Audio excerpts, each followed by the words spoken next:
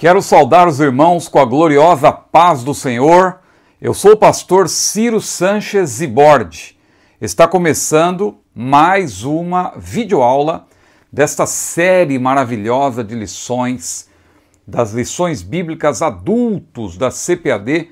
Estamos estudando nesse último trimestre de 2025 sobre a antropologia bíblica, a doutrina do homem, do ser humano, espírito, alma e corpo, ou corpo, alma e espírito, como é a proposta didática da lição, de nós abordarmos primeiro uma série sobre o corpo, depois uma série sobre a alma e finalmente finalizando com o espírito.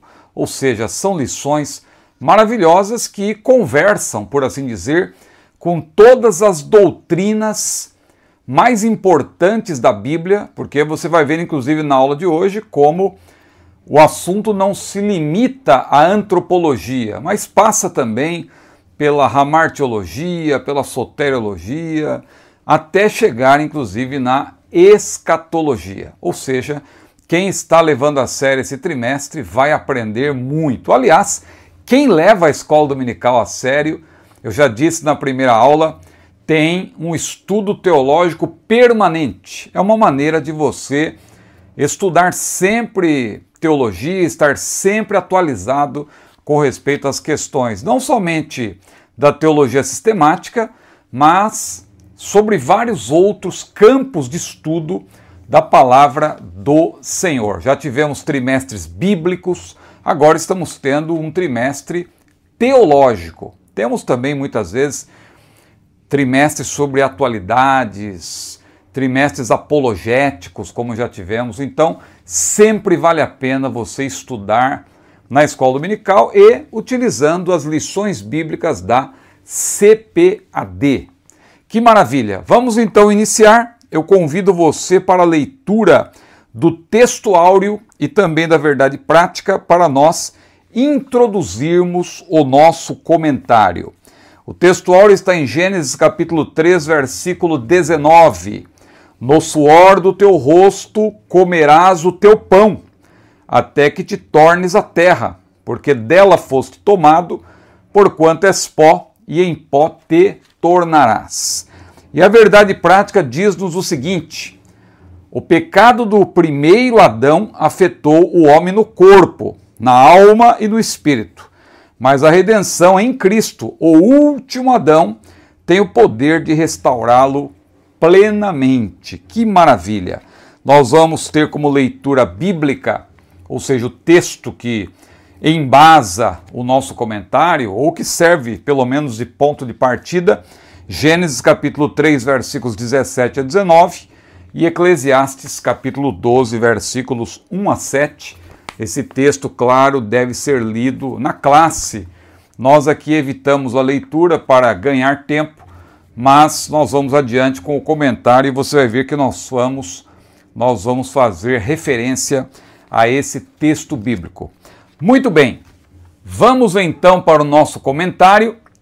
Lembrando que você é convidado, claro, a curtir esse vídeo, compartilhá-lo, inscrever-se no nosso canal. E também nós sempre deixamos o convite para você se tornar membro, porque o membro tem acesso a todo o nosso acervo de estudos por escrito, além de ter acesso aos vídeos exclusivos dos membros do canal. O membro do canal é aquele que faz uma assinatura, apoia o nosso canal e tem acesso, por exemplo, a este roteiro que nós vamos aqui utilizar. Eu estou me valendo dele, os tópicos e pontos são os mesmos da lição, mas nós ampliamos, nós fazemos uma abordagem subsidiária. Aquele que é membro, claro, já recebe esse material por antecipação e tem à mão e pode acompanhar o nosso estudo sem nenhuma limitação. Você que não é membro, claro, se você prestar atenção ao que nós estamos falando, você vai absorver também boa parte do que está no nosso roteiro. Mas o meu conselho para todos é que vocês se tornem membros do canal e assim vocês vão apoiar a quem se dedica ao estudo da palavra e também terão, evidentemente, benefícios. Muito bem, o corpo e as consequências do pecado está aí na tela. lição de número 3, do dia 19 de outubro de 2025, quando vamos estudá-la, se Deus quiser, de maneira presencial. E nós vamos introduzir, então, dizendo que nesta presente lição, a lição de número 3, nós vamos abordar os efeitos deletérios do pecado. Veja que a lição de hoje, ela é até mais ramartiológica do que antropológica. O assunto é antropologia, mas você vai ver que a ênfase recai principalmente sobre a ramartiologia, que é a doutrina do pecado, mas tem também ênfase para a soteriologia, a doutrina da salvação, e ao final também para a escatologia. Então, na presente lição, nós abordaremos os efeitos deletérios do pecado sobre o corpo. Lembre-se que nós estamos numa série sobre o corpo, decorrentes da imediata separação espiritual de Deus. Ou seja, quando o homem pecou, houve uma separação espiritual. Isso é uma morte, né? Um tipo de morte, a chamada morte espiritual, porque morte na Bíblia sempre significa separação, e a morte espiritual é a separação entre o homem e Deus. Trataremos da origem do pecado, que é a transgressão da lei, e do grande estrago que isso causou à humanidade. Quando a morte física entrou no mundo, que a morte física entrou imediatamente no mundo quando Adão e Eva pecaram, é bom que se diga isso, por um homem entrou o pecado no mundo e pelo pecado a morte. Mas por que Adão não morreu de imediato? Adão não morreu de imediato, mas os efeitos deletérios do pecado já passaram a atuar. E Adão, a partir dali, começou a morrer, como diríamos hoje, morrer a prestação, porque é isso que está acontecendo conosco também. A cada dia nós estamos nos aproximando do pó, porque ao pó tornarás. Nós viemos do pó e estamos indo em direção do pó. Desde o dia do nascimento da pessoa, ela já está avançando para o pó, está voltando para o pó. É claro que isso aí, no caso, na esfera meramente natural, mas se nós considerarmos o aspecto da glorificação, é claro que nós temos o nosso corpo deteriorado, mas a palavra de Deus diz, e Paulo foi quem falou, ainda que o nosso homem exterior, ou seja, o nosso corpo, ele se corrompa, ele se deteriore, o nosso homem interior, contudo, o homem interior que é formado por alma e espírito, como explicamos na primeira aula, e vamos retomar isso depois, o nosso homem interior se transforma, se renova de dia em dia. A cada dia nós estamos mais próximos de Deus, ao mesmo tempo que o nosso corpo está indo em direção da morte, indo em direção do pó, mas é claro que nós temos a esperança da glorificação do corpo e tudo isso vai ser considerado aqui. Agora, note, quando a morte física entrou no mundo, Adão e Eva já começaram a sentir os efeitos deletérios do pecado em seus corpos. Embora a primeira morte, e aqui é bom notar isso, a primeira morte propriamente dita, ela só ocorreu quando Caim matou Abel. Ali ocorreu a morte, de fato, mas a morte já tinha entrado no mundo porque a partir do pecado o ser humano já passou a sofrer os efeitos deletérios do pecado que culminam, fisicamente falando, na morte. A nossa abordagem, claro, ela se restringe mais precisamente às consequências do pecado, tendo em mente a transdisciplinaridade, que eu mencionei na primeira aula, a transdisciplinaridade da teologia sistemática, que conecta hamartiologia, soteriologia e escatologia e outras disciplinas à antropologia, ou seja, o nosso estudo não é meramente um estudo antropológico, mas ele abrange todas as disciplinas ligadas à antropologia, e por isso que hoje a nossa ênfase recai principalmente sobre a hamartiologia, que é a doutrina ou estudo do pecado. Então, considerando tudo isso, nós vamos discorrer nesta lição, claro que vamos dar mais ênfase para a queda, mas de maneira ampla nós vamos tocar na criação, na queda, na redenção e também na glorificação, que resume praticamente aí toda a história da redenção, né, que abrange tudo isso, desde a criação, passando pela queda com Q maiúsculo, que é a grande queda, que envolve não somente o pecado de Adão e Eva, mas o que veio antes, porque o pecado de Adão e Eva só ocorreu porque houve também a tentação de Satanás, porque antes de Adão e Eva caíram, evidentemente, já tinha havido uma queda no mundo angelical. Nós vamos retomar isso porque foi objeto de estudo recentemente também na escola dominical. Então, criação, queda, redenção e glorificação. O primeiro tópico, veja aí, da perfeição à morte. Por que da perfeição à morte? Porque Deus fez o homem perfeito, diz lá Eclesiastes capítulo 7. Inclusive o primeiro ponto, veja, a certificação divina. O que quer dizer isso? Quer dizer que Deus, na medida que ele ia criando, formando e fazendo todas as coisas, ele submetia toda a sua criação ao seu próprio controle de qualidade. Tanto que, por 7 vezes, eu coloquei aí no nosso roteiro, você vai encontrar a frase, viu Deus que era bom. Em Gênesis capítulo 1, versículos 4, 10, 12, 18, 21, 25 e 31, você vai encontrar, viu Deus que era bom. E nesta última menção, logo após criar de modo perfeito o ser humano e abençoá-lo, fazendo dele a coroa da criação, nós lemos o quê? E viu Deus tudo quanto tinha feito, e eis que era muito bom. E foi tarde de manhã, o dia 6º, diz o versículo 31 de Gênesis capítulo 1. Agora, observe que ao abençoar o primeiro casal, Deus lhe disse o quê?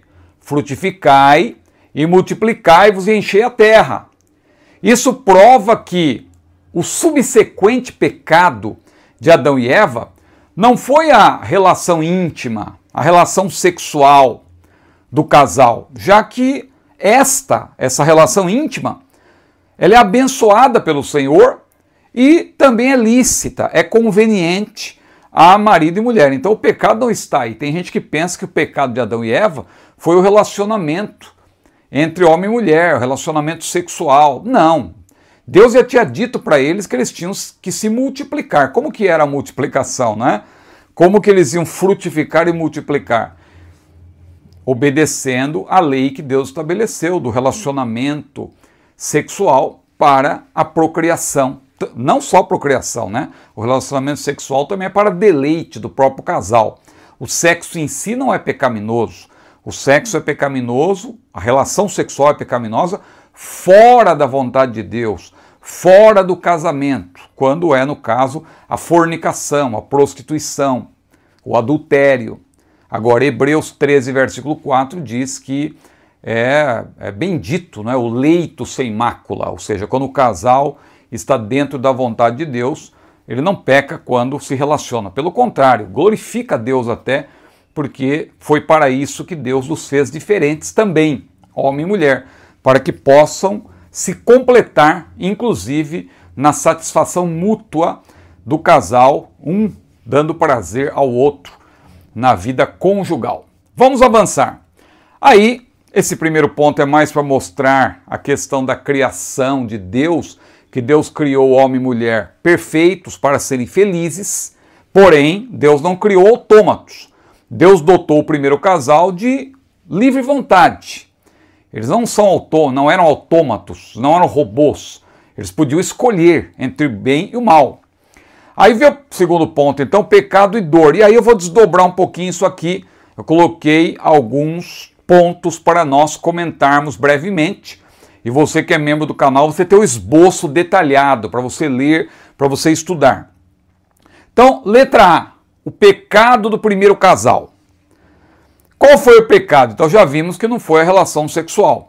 O pecado foi a transgressão, foi, na verdade, a desobediência. Essa transgressão humana inaugural, que foi o primeiro pecado, foi a desobediência ao seguinte mandamento de Deus, mais precisamente. Deus, ao colocar Adão e Eva no jardim e apresentar-lhes aquela maravilha, Deus disse o seguinte: de toda árvore do jardim comerás livremente, mas da árvore do conhecimento do bem e do mal, dela não comerás. Por quê? Porque no dia em que dela comeres, disse Deus, certamente morrerás. Então Deus estabeleceu esse limite. Infelizmente, o estado de inocência pura não duraria. Como criaturas inteligentes dotadas de livre-arbítrio, os primeiros seres humanos sucumbiram à tentação e voltaram as costas para o seu Criador, abandonando o papel deles como representantes de Deus no governo sobre a terra e tornando-se vítimas do pecado e da morte, diz Gênesis capítulo 3. A onda de choque dessa desobediência percorre toda a história humana, com seus efeitos devastadores ilustrados em Gênesis capítulos 4 a 11.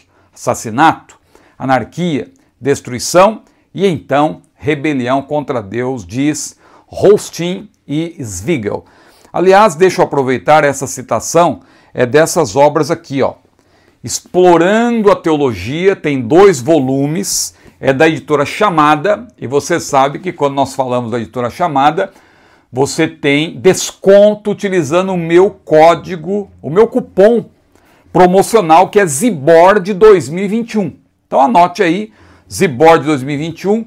Quando você entrar lá no site da editora Chamada, que é loja.chamada.com.br, ao fechar a compra, você utiliza o meu cupom Zibord 2021, você vai ter desconto. Então, eu recomendo essas 2 obras. Eu disse que ia recomendar para vocês obras ao longo das aulas.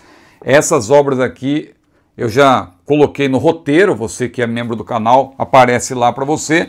Mas estou apresentando aqui também, ó, essas 2 obras, 2 livros de teologia excelentes. O volume 1 é sobre revelação, escritura e trindade, e tem o volume 2, que é sobre criação, queda e salvação. Veja, tem tudo a ver com a aula de hoje.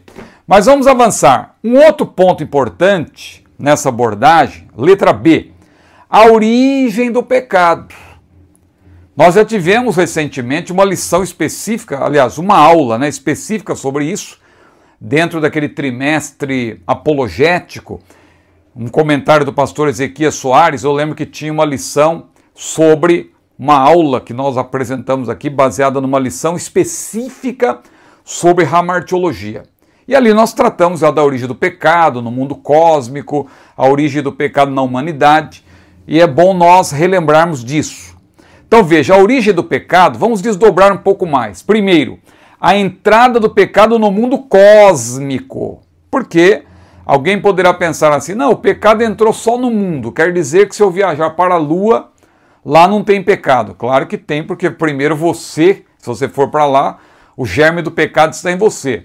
Segundo, que todo o mundo, todo o universo físico foi conspurcado porque Satanás também, é claro, ele habita as regiões celestiais e todo esse universo físico, ele acabou conspurcado, manchado pelo pecado, e é por isso que Deus vai ter que fazer novos céus, nova terra. Porque você acha que Deus vai destruir esse céu visível para fazer um novo céu? Quer dizer que onde Deus está, irmão Ciro, também foi conspurcado? Não, porque aí é os céus dos céus, onde Deus habita, é um lugar inacessível.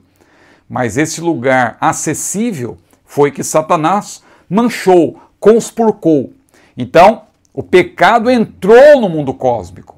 Agora note, ao criar Adão e Eva como seres livres, morais, como eu falei, e colocá-los no jardim do Éden, Deus lhes disse que podiam comer de toda a árvore que havia ali, exceto da árvore do conhecimento do bem e do mal, advertindo-os de que morreriam caso lhe desobedecessem. Se havia possibilidade de eles conhecerem o mal, veja, este já existia. Porque muita gente quer dizer que Deus criou o mal. Não, Deus criou seres livres. E o mal surgiu a partir daí, a partir da má escolha. Então o mal já existia propriamente, o mal moral, embora ainda não estivesse presente na vida humana. O mal já havia sido criado no coração de Satanás, quando ele tomou a decisão, quando Lúcifer, na verdade, como é chamado em latim, ele tomou a decisão de desobedecer a Deus. Ah, irmão Ciro, mas aquele termo lá de Isaías não fala de Satanás, fala de um rei. Sim, só que aquele rei estava tão ligado a Satanás que Deus se aproveita daquela circunstância para revelar a queda de Lúcifer. É importante observar isso. ali não está de maneira direta, mas de maneira indireta apresenta-se, evidentemente, a queda de Lúcifer. Então o primeiro casal, ele caiu no laço de Satanás, o autor do pecado. No princípio, mediante o livre-arbítrio, Satanás, ele deixou de ser a estrela da manhã, ou Lúcifer, portador de luz em latim, como você vê na Vulgata esse termo, ao se ensoberbecer, a Vulgata que é uma versão latina, você sabe disso, ao se ensoberbecer e tentar usurpar o lugar do Criador. Tudo isso está lá em Isaías 14 e também Ezequiel 28 de maneira indireta, mas de maneira indireta Deus também revela muitas coisas. Claro que ali Deus está apresentando uma reprimenda a dois reis, o rei de Tiro e o rei do Egito. Entretanto, esses reis estavam tão ligados a Satanás que Deus se vale disso para revelar tanto ao profeta Isaías como ao profeta Ezequiel a própria queda de Lúcifer.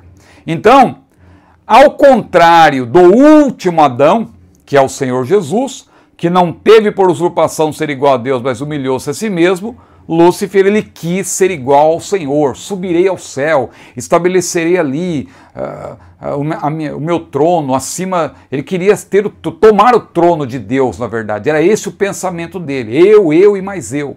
Contudo, ele foi, diz a Bíblia, precipitado. A obediência do Filho do Homem, Jesus, que jamais pecou, contrasta com a desobediência dos protagonistas da queda. Quem são os protagonistas da queda? Além de Lúcifer, o principal, que se rebelou contra Deus, seus anjos, porque ele levou consigo a terça parte dos anjos, e o primeiro casal que caiu na sua tentação e inaugurou aí o pecado entre os homens, né? E por um homem entrou o pecado no mundo. Esse homem é Adão, só que na verdade o pecado foi praticado pelo primeiro casal. Eva, que foi tentada e comeu da árvore da ciência do bem e do mal e também serviu ao seu marido, e ambos fracassaram.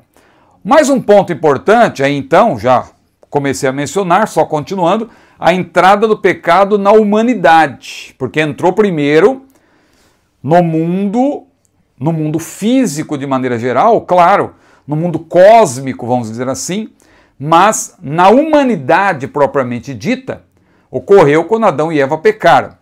A queda, em seu sentido amplo, abrange os pecados originais dos mundos angélico e cósmico. Ou seja, entrou no mundo angélico e o mundo angélico tem acesso a muitos lugares que o ser humano jamais terá. O ser humano, aí, com muito esforço, pode chegar à Lua, pode chegar a Marte, pode observar o universo, mas Satanás está num outro patamar, vamos dizer assim, e claro, ele tem acesso a outros lugares. Então, por isso que eu falo do mundo cósmico. Num sentido estrito, a queda diz respeito ao pecado de Adão e Eva, o qual afetou a queda com Q maiúsculo, porque é uma referência à grande queda, à entrada do pecado no mundo. E essa queda afetou toda a humanidade, porque por um homem entrou o pecado e todos foram afetados por isso. E aí tem textos bíblicos para você estudar. Nesse sentido, queda é um termo teológico para designar, diz a nossa declaração de fé, o momento em que o pecado entrou no mundo por meio do primeiro casal. Então, tecnicamente, queda tem esse sentido estrito, mas no sentido mais amplo, abrange a própria queda de Satanás também. Houve, portanto, uma transmissão do pecado a todos os seres humanos, exceto ao Filho do Homem. Claro, Jesus se fez homem, mas ele foi gerado por obra e graça do Espírito Santo no ventre de Maria. E ele se fez homem, já tivemos aula aqui também sobre isso, um trimestre inteiro, tratando praticamente só sobre isso. Jesus se fez homem sem jamais deixar de ser Deus. Ele é o Deus homem, porque ocorreu a chamada união hipostática.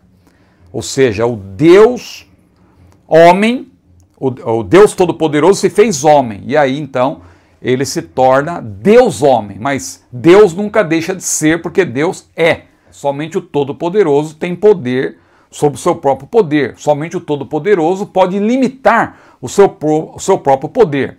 Agora, todos nós, descendentes de Adão, já somos pecadores desde o momento da concepção, porque a Bíblia diz que Deus nivelou a todos, Deus encerrou a todos debaixo da desobediência, para com todos usar de misericórdia. E aí você que tem o roteiro tem muitos versículos, veja, para você estudar, Efésios 2, versículo 3, Salmo 51, versículo 5, Romanos 3, 23, são versículos que nós sabemos de cor, mas sempre é bom relembrar.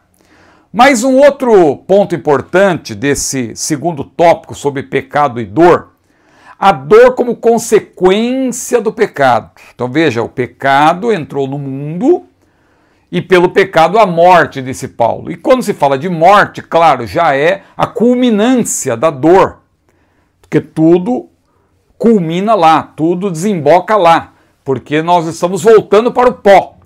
Mas ao longo do processo tem dor, tem sofrimento. A queda faz o ser humano experimentar os mais diversos tipos de dor, tendo como causas secundárias fatores de ordem espiritual, emocional e física. Grandes são as dores da alma da pessoa que ainda não se reconciliou com o seu Criador, a qual tem um vazio profundo em seu interior. Essas dores, relacionadas sobretudo com a perda de comunhão com Deus, podem ser superadas ainda nessa vida com a ajuda do Espírito Santo que habita no crente. Claro, o Espírito Santo habitando em nós, é claro, a Bíblia diz que ele testifica com o nosso espírito, nós somos filhos de Deus, nós, claro, somos templos do Espírito Santo e ele está em nossa vida, está nos consolando, porque ele é o Consolador. Então veja, claro, o salvo em Cristo, ele pode ter algum problema de ordem psíquica, ordem da alma, evidentemente, se ele não tiver cuidado, ou se ele tiver algum outro problema também, a morte de um ente querido, algo que pode afetá-lo nessa parte sentimental.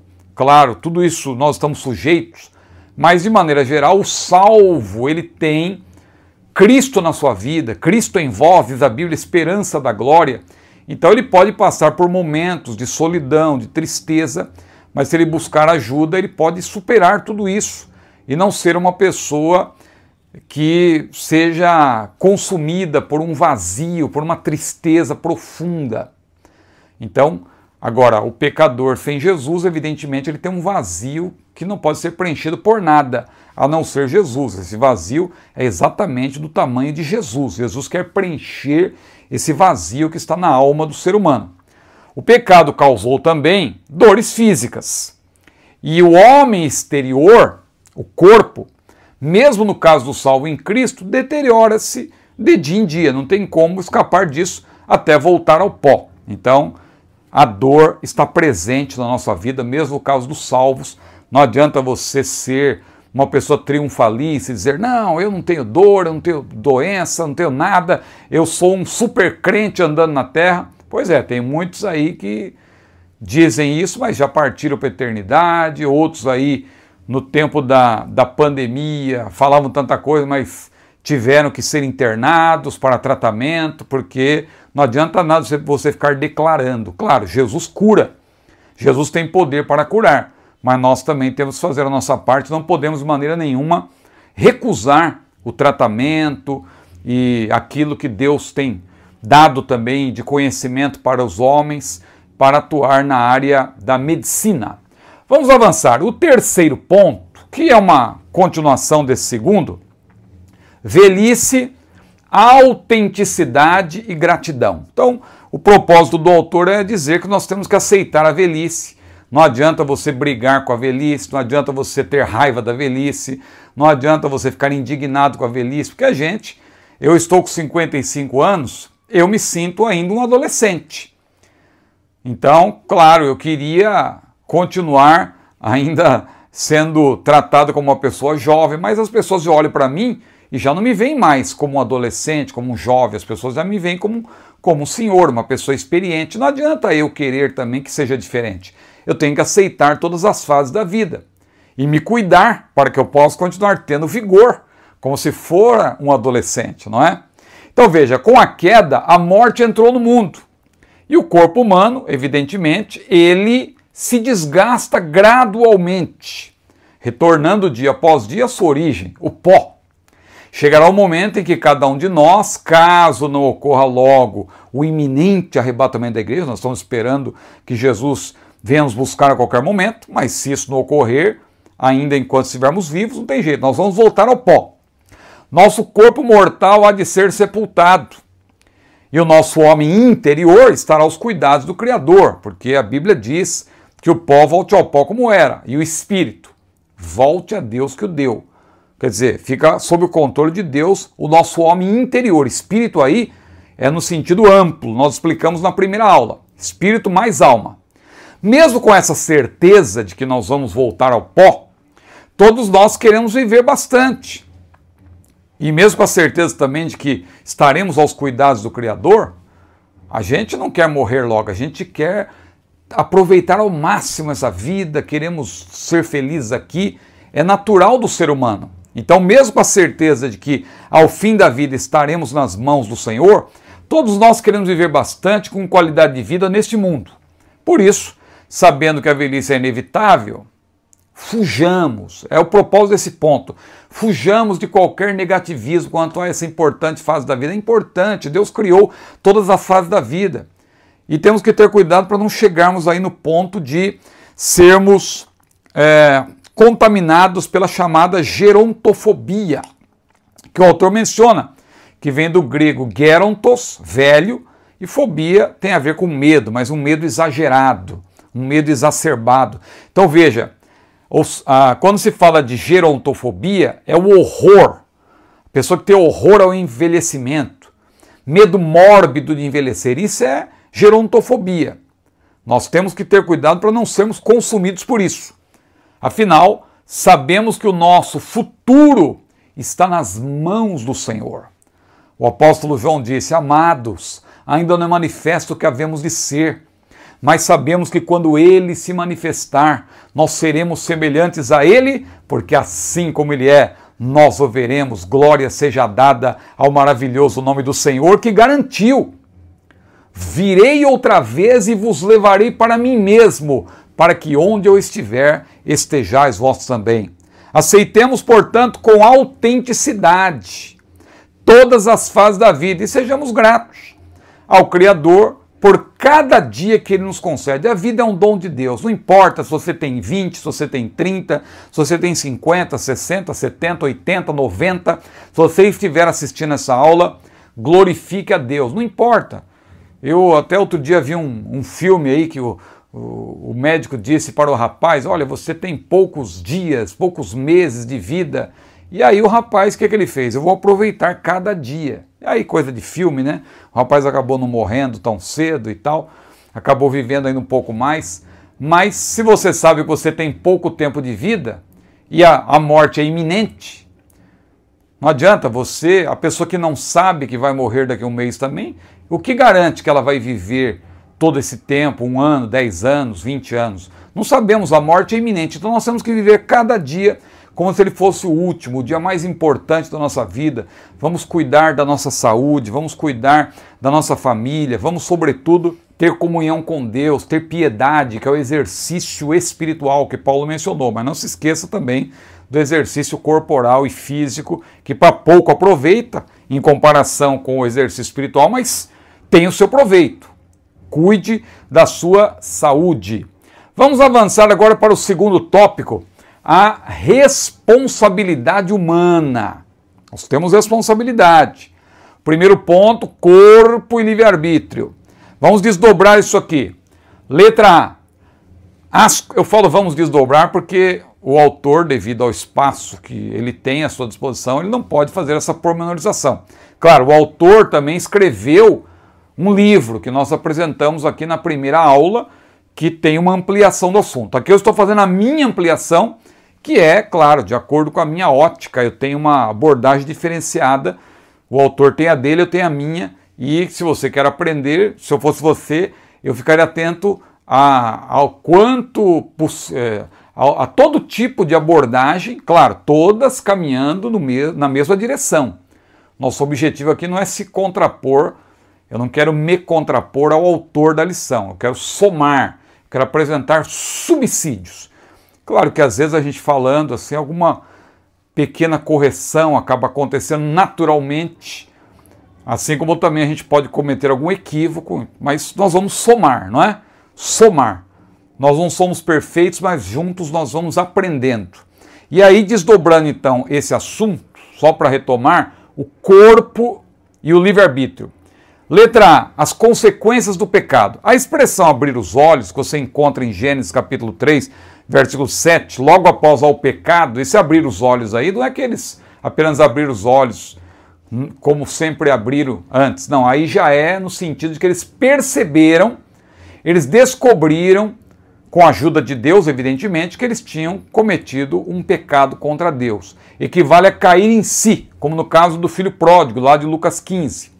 Adão e Eva descobriram que estavam nus, o que jamais fora um problema para eles. Eles estavam nus. Por que eles descobriram só ali? É que ali entrou a malícia, ali eles começaram a perceber o pecado.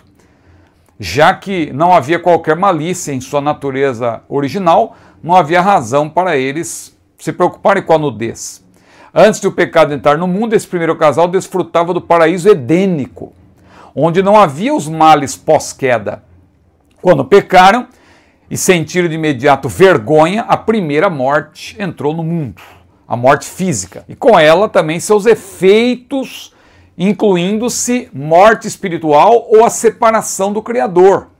Olha aí textos bíblicos para você pesquisar. Ele então apresentou a Adão e Eva as consequências da sua desobediência e os vestiu com uma túnica de peles. Misericordioso, antes de pronunciar a sentença, extensiva a toda a humanidade, anunciou o plano redentor. O Cordeiro viria ao mundo para realizar a obra expiatória. Então aquele versículo que muita gente questiona, Gênesis 3:15, será que se refere mesmo a Jesus? Porque ali Deus fala da descendência ou do descendente. Claro que aquilo culmina, a promessa culmina em Jesus. A descendência da mulher, claro, mas é uma referência àquele que viria para pisar e vencer a serpente, que ali é Satanás, porque Satanás estava personificado numa serpente quando Deus pronuncia a sentença. Por inimizade entre ti e a mulher, entre a tua semente e a sua semente. E esta te ferirá a cabeça e tu lhe ferirás o calcanhar. Então veja, por inimizade entre ti e a mulher, entre a tua semente e a sua semente. É uma referência à descendência, mas é também uma referência à culminância dessa descendência, que é de fato o descendente. Por isso que tem versão que já diz o descendente da mulher, que é uma referência a Cristo. Então Cristo viria como o Cordeiro de Deus que tira o pecado do mundo. Como Pedro falou, não foi com coisas corruptíveis como prata ou ouro que fossem resgatados da vossa vã maneira de viver, que por tradição recebesse vossos pais, mas com o precioso sangue de Cristo, como de um cordeiro imaculado e incontaminado. Então, o Cordeiro de Deus viria ao mundo para realizar a obra expiatória, a qual já teria efeito antecipado. Aquelas pessoas foram salvas dos tempos do Antigo Testamento, já foram salvas pela obra que Jesus ainda realizaria. Por quê? Porque Apocalipse capítulo 13, versículo 8, diz que Jesus é o Cordeiro que foi morto desde a fundação do mundo. Ou seja, todos os cordeiros que eram mortos de maneira sacrificial já apontavam para o sacrifício perfeito que Jesus realizaria. Então, quando a pessoa era perdoada no Yom Kippur, por exemplo, o dia do perdão, não é que a pessoa era perdoada pelas suas obras, não é que ela era perdoada por causa do animal que era morto. Aquele animal ele era apenas uma representação da obra que Jesus realizaria. Então Cristo já estava perdoando antecipadamente aquelas pessoas. De maneira que eu não tenho dúvida de dizer que os mortos salvos nos tempos do Antigo Testamento, todos eles morreram em Cristo e por isso vão ressuscitar no dia do arrebatamento. Diferentemente do que pensam alguns irmãos dispensacionalistas, né? Que eu também sou dispensacionalista, mas os dispensacionalistas revisados, por exemplo, eles creem que os salvos do Antigo Testamento só vão ressuscitar lá depois da grande tribulação, porque eles se apegam ali a uma pequena ênfase lá de Daniel 12, mas que não é conclusiva. Eu penso que é muito mais conclusivo o fato de que todos aqueles que morreram salvos por antecipação pela obra que Cristo ainda realizaria, é evidente que eles morreram em Cristo. Eles não fazem parte da era da igreja, porque a era da igreja só começa no dia de Pentecostes, mas eles fazem parte dos mortos em Cristo, e por isso vão ressuscitar sim no dia do arrebatamento da igreja. Isso é matéria escatológica, né? Se você quiser se aprofundar, Meu canal, modéstia à parte, tem centenas de vídeos escatológicos. É só você procurar aí as playlists. Apocalipse perícope por perícope, agora estamos começando Daniel perícope por perícope, tem Apocalipse perguntas e respostas, tem Apocalipse simplesmente, tem o sermão profético de Jesus, tem profecias de Daniel, profecias de Ezequiel, pré-tribulacionismo, pós-tribulacionismo, meso-tribulacionismo, e assim vai. O que não falta aqui é playlist e vídeos escatológicos. Outro ponto, a queda não tirou do homem a capacidade de escolher. Aliás, em breve, hein? Aproveitando que eu estou falando de escatologia, o nosso novo livro estará à disposição. Jesus, o pregador do Apocalipse. Se eu fosse você, eu anotaria aí o cupom de desconto meu da CPAD, que é Zibord 25. Não é 2025, é 25 só, hein? Zibord 25, tudo junto. Quando chegar o livro novo da CPAD, o meu, Jesus, o pregador do Apocalipse, e é bom ter um cupom de desconto, porque o livro vai ser volumoso. Não sei quantas páginas exatamente, mas eu penso que vai passar de 500. É um livro denso.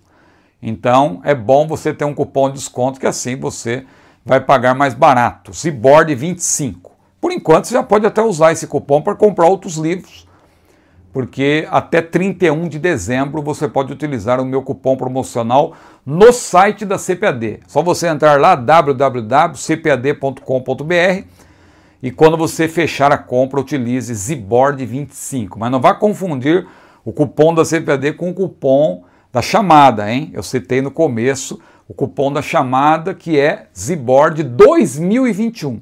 E o cupom da CPAD, o código de desconto da CPAD é Zibord 25. Muito bem, a queda não tirou do homem a capacidade de escolher. Com a entrada do pecado no mundo ocorreu a chamada depravação total, que é extensiva, sobretudo, mas também é intensiva. É extensiva porque atinge a todos, mas é intensiva porque atua na própria vida do pecador. Além do pecado ter sido transmitido a toda a humanidade, estende-se a totalidade do ser humano tripartido, espírito, alma e corpo, visto que corrompeu, mas não destruiu, a imagem de Deus, chamada em latim imago Dei. Ou seja, essa imagem ela foi afetada, mas ela não foi destruída. Porque se fosse destruída, o ser humano já estaria totalmente condenado e também não teria capacidade alguma de fazer qualquer escolha. Claro que a escolha para a salvação essa é mais complexa, porque Efésios 2 diz que nós, outrora, andávamos segundo o curso, o príncipe deste mundo, ele estava dominando a nossa vida. Então é claro, quem está debaixo desse jugo, debaixo desse domínio, não tem como escolher, fazer uma boa escolha quanto à salvação. Por isso que nós cremos na libertação do arbítrio, que é um dos pontos da nossa soteriologia assembleiana. Um dos pontos da nossa soteriologia assembleiana, que nós herdamos, inclusive, dos estudos de Armínio, de Wesley, o chamado arminianismo wesleyano, mais precisamente, um dos pontos do arminianismo wesleyano é chamado em inglês de freed by grace to believe, ou seja, nós tivemos o nosso arbítrio liberto para crer, Isso fala da ação do Espírito Santo com a sua graça que vem antes, a chamada graça preveniente, para preparar o pecador para ele tomar a decisão. Não é que isso aí já é uma graça irresistível e que a pessoa é salva, não. Isso é o que diz os irmãos calvinistas. No nosso caso, não.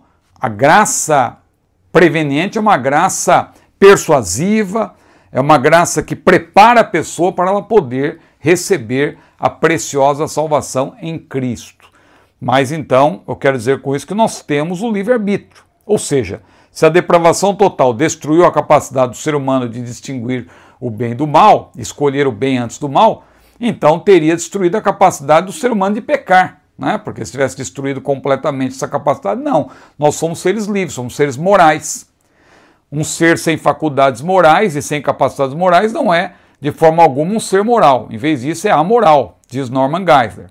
Portanto, para ser salvo, o homem precisa, antes de tudo, ser alcançado pela graça de Deus, que é preveniente, como eu falei, capacitadora. Assim, estará apto para, mediante o livre-arbítrio, fazer uma boa escolha. Que bênção! Então, o livre-arbítrio ele é real, ele existe, mas para a salvação, evidentemente, a pessoa precisa ser aí iluminada pelo Espírito, convencida pelo Espírito Santo.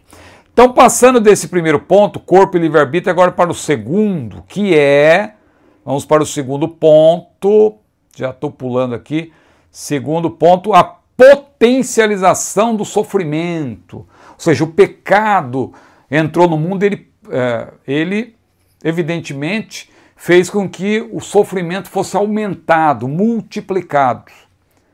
Deus criou o trabalho. Trabalho exige esforço. Então a maldição não está no trabalho, mas o trabalho, claro, desde o início ele teria que haver esforço para trabalhar. Mas Deus, como consequência do pecado, ele multiplicou esse sofrimento decorrente do trabalho. O trabalho em si não é uma maldição, o trabalho é uma bênção. Veja, Deus criou o trabalho e esse dignifica o homem. O Criador, inclusive, que trabalha até hoje, deu a Adão, antes que esse pecasse, um trabalho. Qual era o trabalho de Adão? Lavrar e guardar o jardim do Éden. Agora, depois da queda, entretanto, o Senhor lhe disse: maldita é a terra por causa de ti. Com dor comerás dela todos os dias da tua vida, espinhos e cardos também te produzirá, e comerás a erva do campo. No suor do teu rosto comerás o teu pão, até que tornes a terra, porque dela fosse tomado, porquanto és pó, e em pó te tornarás. Então veja, apesar de todo o trabalho realizado com paixão e seriedade, as realizações boas e que valem a pena pressupõem incômodo, suor e espinhos. No caso em que a morte é posta como limite do trabalho do ser humano, não se tem a intenção de dizer que a morte é punição. Ela é o limite do penoso esforço do trabalho, diz Westermann. O salvo em Cristo ainda sente os efeitos deletérios do pecado, mas esses são muito mais potencializados na vida do pecador impenitente. Ou seja, a pessoa que não tem Jesus, ela sofre muito mais. Tanto que tem aquele corinho que nós cantávamos antes, né? Quem tem Jesus tem tudo, quem não tem nada. Porque a pessoa sem Jesus, ela sofre muito mais. Claro que o salvo também sofre, está ainda experimentando os efeitos deletérios do pecado. Mas ele já tem Jesus, ele já tem conforto, ele já tem o Espírito Santo na sua vida. Então ele não vive sem esperança como pecador impenitente.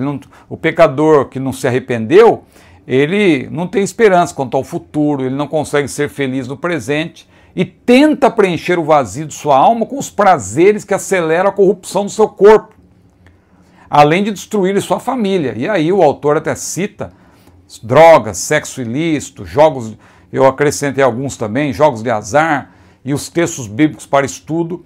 Desde o começo isso já passou a acontecer. E aí o autor menciona os dias de Noé, eu também citei aí Lucas 17, fala dos dias de Ló também, dias de Noé, dias de Ló, e por aí vai. Avançando então, vamos para o terceiro e último tópico, o tópico conclusivo do abatimento à glorificação. Agora vai entrar também o aspecto escatológico. Então, primeiro ponto, a realidade das enfermidades. Já vimos que tudo tem origem no pecado, então qual é a origem?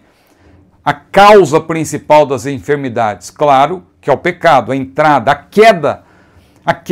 a entrada do pecado no mundo. Todos os males entraram no mundo por causa da queda. Agora, um ponto importante, isso não significa que todas as enfermidades que alguém pode ter hoje decorrem diretamente de pecados cometidos na atualidade. A origem principal é o pecado original, a queda, mas você vê que as pessoas podem ficar doentes por muitos motivos, né? Os casos do cego de nascença e de Lázaro, amigo de Jesus, por exemplo, mostram que Deus permite, né, a enfermidade para revelar a sua glória, não tem a ver com o pecado propriamente.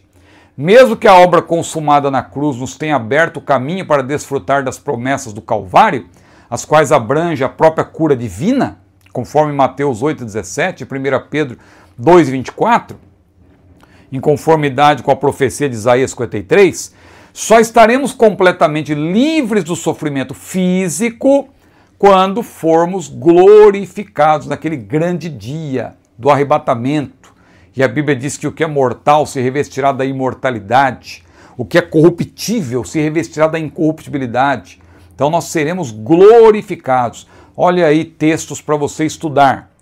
Letra B, a proliferação das enfermidades, porque a partir da queda houve a corrupção do gênero humano e isso foi provocando desgastes físicos, emocionais, sob a maldição de Deus, em forma de novos tipos de enfermidades que surgiam à proporção que a pecaminosidade aumentava. Então, quer dizer, o pecado é a causa principal, mas na medida que as pessoas vão pecando cada vez mais, novas enfermidades vão surgindo. Veja aí essas doenças terríveis que surgiram, doença por causa da promiscuidade, tanta coisa está acontecendo, não é?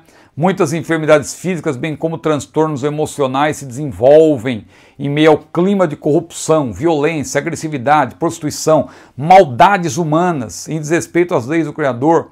Então, veja aí. Há enfermidades de todo tipo, de ordem física e mental, e devemos cuidar do nosso corpo, templo do Espírito Santo, o que é zelo e não falta de fé. Então, cuidar do corpo não é falta de fé. Alguém diz, não, eu sou pentecostal, eu sou um pequeno Deus andando na terra. Cuidado, você tem que cuidar do corpo. O corpo é templo do Espírito. Também não podemos ignorar as enfermidades psíquicas. Mas o salvo não está livre disso? O salvo, ele tem, claro, como vencer isso com a ajuda do Espírito Santo, mas não podemos ignorar problemas que podem atingir também os crentes. Nós estudamos agora há pouco tempo uma lição em que eu até fiz menção da síndrome de Burnout, que é muito mencionada no mês de setembro, por causa do Setembro Amarelo, mas que começou a ser estudada no meio empresarial, mas está atingindo o meio pastoral, o meio eclesiástico, a síndrome de Burnout, o burnout pastoral, burnout que significa, você sabe, esgotar-se, queimar-se, é uma síndrome do esgotamento. E que a pessoa, se ela se deixar envolver por isso e não perceber e chegar num nível avançado disso, ela pode até perder a vontade de viver. Então isso é muito sério, nós não podemos deixar de ter cuidado, nós jamais deixemos de ter cuidado de nós mesmos. Paulo falou, tem cuidado de ti mesmo, nós temos que ter cuidado com o nosso corpo, com a nossa mente. Você que trabalha muito, tire férias, descanse, passeie com a sua família, descanse, leia um livro para o seu conforto mental. Leia aqueles livros de assuntos diferentes. Às vezes você está lendo só teologia. Eu também gosto, mas tem hora que é bom você leia uma ficção, leia um romance. Descanse a sua mente. Fique na rede, descansando um pouco. Quando você puder, dê uma caminhada. Aliás, caminhada é fundamental para o coração, né? Fundamental para você perder peso também. Então, não deixe de caminhar, cuide do seu corpo. Cristo pode curar, mas devemos cuidar do nosso corpo. Nem sempre o soberano Senhor cura. O soberano Senhor, ele pode curar, mas nem sempre ele cura, porque ele é soberano. Há casos em que ele não cura, porque ele é soberano. Não cabe a nós murmurar por causa disso. Paulo, um homem de fé, disse ao jovem Timóteo, não bebas mais água só, mas usa um pouco de vinho. Ora, porque esse apóstolo preferiu receitar um remédio a repreender as enfermidades de seu filho na fé? Podemos sim procurar os médicos, fazer tratamentos, tomar remédios receitados por profissionais da medicina, cuidar do corpo, da alma de modo geral. Paralelamente, devemos confiar, claro. Não podemos deixar de confiar no médico dos médicos. Não podemos deixar de pedir aos santos oração, pedir que eles intercedam por nós. Isso é bíblico, está lá em Tiago. Está alguém entre vós doente, chame os presbíteros da igreja, justamente para ungir, para orar por nós. Deus é soberano e pode usar o meio que quiser para nos curar. Por outro lado, haja o que houver, nada pode nos separar do amor de Deus. Eu gosto tanto dessa passagem, não é? Nem a morte, nem a vida, nem os anjos, nem os principados, nem as potestades, nem o presente, nem o porvir, nem a altura, nem a profundidade e nem nenhuma outra criatura nos poderá separar do amor de Deus que está em Cristo Jesus, o nosso Senhor. Em todas essas coisas, disse Paulo, nós somos mais do que vencedores. O segundo ponto, enfado e canseira. Devemos ignorar, ou não devemos ignorar os efeitos deletérios do pecado, claro, em todas as áreas da natureza humana. Afinal, depois da queda, o ser humano passou a desgastar-se muito mais que outrora. Isso é evidente. A expectativa de vida, que então era de centenas de anos, quando você lê lá Gênesis capítulo 5, você vê isso, caiu por algumas décadas. Ainda antes do dilúvio, o Criador limitou a vida humana a 120 anos. E depois do recomeço com Noé e sua família, com exceção dos que viveram no período patriarcal, pouquíssimos têm atingido o teto etário de 120. A duração da nossa vida, diz o salmista, passa rapidamente e nós voamos. Aquele que chega a 70 anos, o melhor dele é enfado e cansado. Portanto, quando um crente adoece, hoje isso não quer dizer que esteja em pecado. Até os justos podem morrer por causa de uma enfermidade, como é o caso de Eliseu, que morreu da doença, estava doente, na verdade, da doença que morreu. O apóstolo Paulo também deixou Trófimo doente em Mileto. Então veja como o servo de Deus, a serva do Senhor, pode ficar doente. O terceiro e último ponto, agora sim, o corpo glorificado. Irmãos, essa é a nossa esperança. Nós cuidamos do corpo aqui, nós vivemos com dificuldade, temos que estar sempre tendo cuidado com a nossa alimentação, mas vai chegar uma hora em que o nosso corpo vai ser glorificado. O crente passa por sofrimento, mas sua esperança é bem-aventurada. A Bíblia diz que as aflições desse tempo presente não são para comparar com a glória que em nós há de ser revelada. Essa glória é o fim do processo da santificação, ou seja, a culminância do processo, a glorificação. Quando o pecado estará ausente do nosso corpo, ausente, nós vamos ser melhores do que o primeiro Adão. Alguém diz, não, nós vamos voltar a ser como Adão. Não, nós vamos ser melhores, porque Adão, embora ele tivesse sido criado perfeito por Deus, ele ainda tinha a possibilidade de pecar, porque ele foi feito como um ser, claro, dotado de livre-arbítrio. Nós, quando formos glorificados, nós já vamos ter sido confirmados. Nesse caso, o que é mortal vai se revestir da imortalidade, o que é corruptível da incorruptibilidade, ou seja, em outras palavras, Deus vai comunicar o seu atributo da impecabilidade, ou seja, nós seremos melhores do que Adão, porque não haverá mais a possibilidade de pecar. Estaremos confirmados para sempre, assim como os santos anjos de Deus foram confirmados. Os anjos eleitos, que Paulo menciona, os anjos santos, eles não podem pecar, não podem nunca mais se rebelar contra Deus, porque eles já foram confirmados, porque eles guardaram o seu principado. Assim como os anjos caídos também não guardaram o seu principado e perderam para sempre, foram confirmados como anjos de Satanás e vão ser, claro, condenados ao fogo, o fogo eterno do inferno.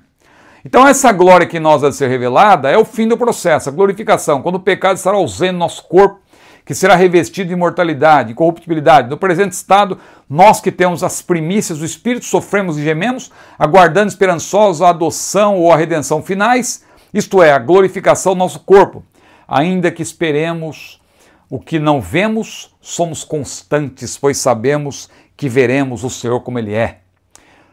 Letra B, a glorificação é o aspecto, como eu já falei, perfectivo da nossa salvação. Porque quando você estuda a salvação, sobretudo quando você estuda a santificação como parte da salvação, você vê que a salvação ela tem 3 tempos, passado ou pretérito, presente e futuro, e 3 aspectos, posicional, progressivo e perfectivo. Nós estamos hoje, claro, progredindo na fé, é o aspecto progressivo do presente. Seguir a paz com todos e a santificação, sem a qual ninguém verá o Senhor. Mas, quando formos glorificados, aí nós vamos ter a salvação no seu sentido perfectivo. Que maravilha! Cada salvo ao morrer descansa no paraíso, no terceiro céu, onde aguarda a glorificação, quando todos os salvos experimentarão o estado eterno de glória. Somos peregrinos e forasteiros nesse mundo, disse Pedro. Para alguns de nós, o descanso intermediário do paraíso não será necessário. Por quê? Porque estaremos vivos por ocasião da nossa, por ocasião do fim da nossa jornada, não é? Quando Cristo vier nos arrebatar, quando nosso corpo mortal se revestirá, como já vimos, da incorruptibilidade, da imortalidade. Não somos desse mundo, a nossa cidade está no céu, e o Senhor Jesus, por ocasião do arrebatamento, transformará. Olha se eu coloquei aí no grego para você estudar. Transformará o nosso corpo de humilhação. Veja aí no grego, e também eu coloquei a transliteração. Metas remasticei, tossoma tes tapeinóceos, remon. Então é isso aí, ó. Seremos transformados e estaremos para sempre com o Senhor. Aleluia! Glória seja dada ao maravilhoso nome do Senhor. E o autor conclui com as seguintes palavras: apesar de todo abatimento e sofrimento que experimentamos em nosso corpo como consequência do pecado de nossas próprias transgressões, em Cristo temos a certeza de uma redenção completa, conquistada por sua obra perfeita na cruz do Calvário. Ele nos dará um novo corpo, eternamente transformado e saudável. Que maravilha! Então, concluímos aqui e deixo mais uma vez o convite para você. Se você gostou dessa aula e quer ter também o nosso roteiro e o acesso a todo o nosso acervo de textos, aponte aí a sua câmera para o QR Code e assim você vai ter acesso, você vai se tornar membro e também vai ter acesso a todos os vídeos exclusivos e inúmeros. Você que é pregador, gosta de esboço, o que não falta é esboço. Mas não é esses esboços só com tópico e subtópico, não. É com desdobramento. Não é só esqueleto, tem conteúdo, tá certo? Então, terminamos aqui e que Deus abençoe a sua vida. Até a próxima aula, hein? Estamos estudando essa lição fascinante, corpo, alma, espírito, antropologia bíblica. Deus abençoe, a paz do Senhor.